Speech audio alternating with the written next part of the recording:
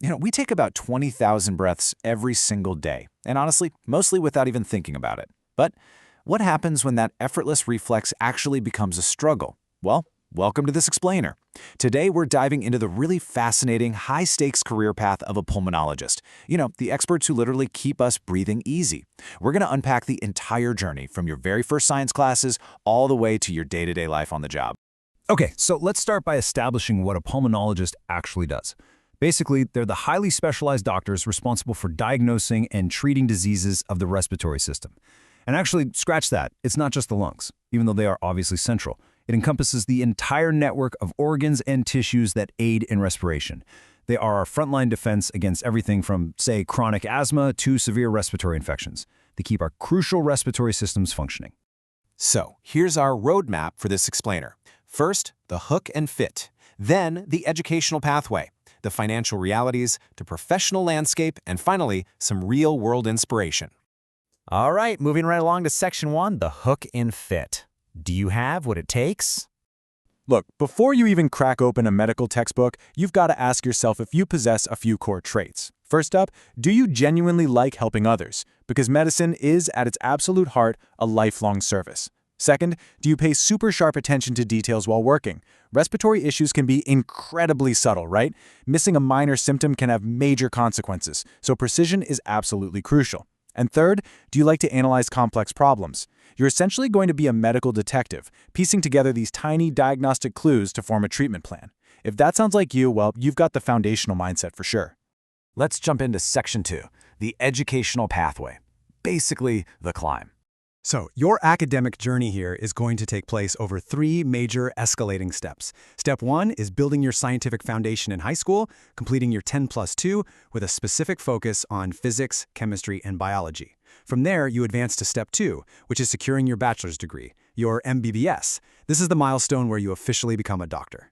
But to become a pulmonologist, you have to conquer Step 3, a highly specialized master's degree, like an MD or DM in pulmonology, respiratory science, or respiratory medicine. It's a massive climb, but every single step is completely necessary.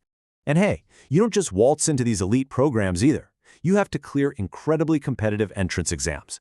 Depending on your specific pathway, you're going to face tests like NEAT, conducted by the NTA, or specialized postgraduate exams like NEAT PG and NEAT MDS, overseen by the NBE. There's also the AIAPGET. These rigorous tests act as the critical gateways connecting the steps of your educational journey. No way around them. Okay, Section 3, financial realities. Let's talk about the investment. Let's get down to the numbers. The approximate course fee is, well, it's a significant investment. These fees can start from around 10,000 rupees, going all the way up to an estimated high end of 8 lakh rupees. Now, you might be wondering, why such a massive gap?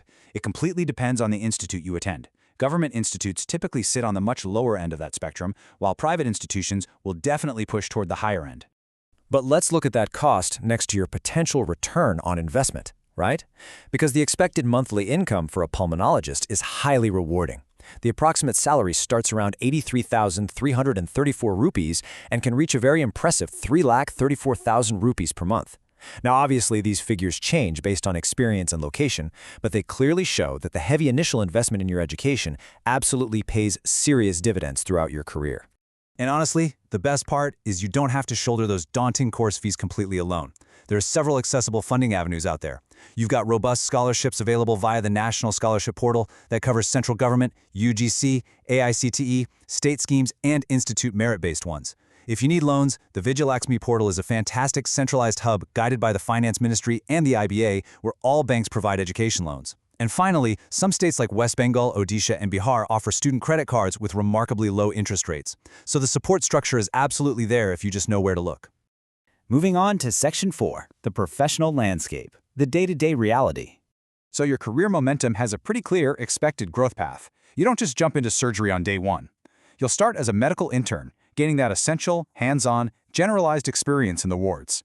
From there, you advance to a practicing pulmonologist, focusing heavily on diagnostics and medical treatments. And then, for those who really want to push their expertise further into the operating room, the pathway culminates in becoming a specialized pulmonary surgeon. But what does the actual daily grind look like?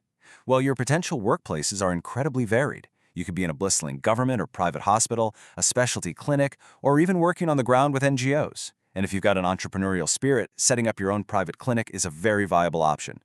Just expect to work demanding 8 to 9 hour shifts, typically 5 to 6 days a week. Shift duties and overtime, yeah, they're just a standard reality of the job. Also, it's worth noting that the field is highly inclusive with clear opportunities for differently abled professionals. It requires deep dedication for sure, but the environment is vast and welcoming. You also have a sheer breadth of prestigious institutions across India where you can forge this career. Departments of medicine all over the country offer this specialized course. You have top-tier government spots like AIIMS in New Delhi, alongside renowned private institutes like Christian Medical College in Vellore. So you really have fantastic options from north to south across both public and private sectors, allowing you to choose the environment that best fits your educational style and, of course, your budget. Finally, Section 5, Real-World Inspiration. You know, there is literally no better way to grasp the reality of this profession than by looking at someone who has truly mastered it. Take Dr. Vijayalakshmi Thanasekaran. She has dedicated the past 33 years to working as a lung specialist, gaining incredibly proficient skills and knowledge in the area. Think about that time frame, 33 years. Her incredible tenure proves that this demanding educational and financial journey leads to a lifetime of profound medical impact and continuous learning. So we've covered the analytical personality required, the multi-step educational climb, the substantial financial investments, which are balanced by lucrative returns, by the way, and the demanding yet deeply fulfilling professional landscape.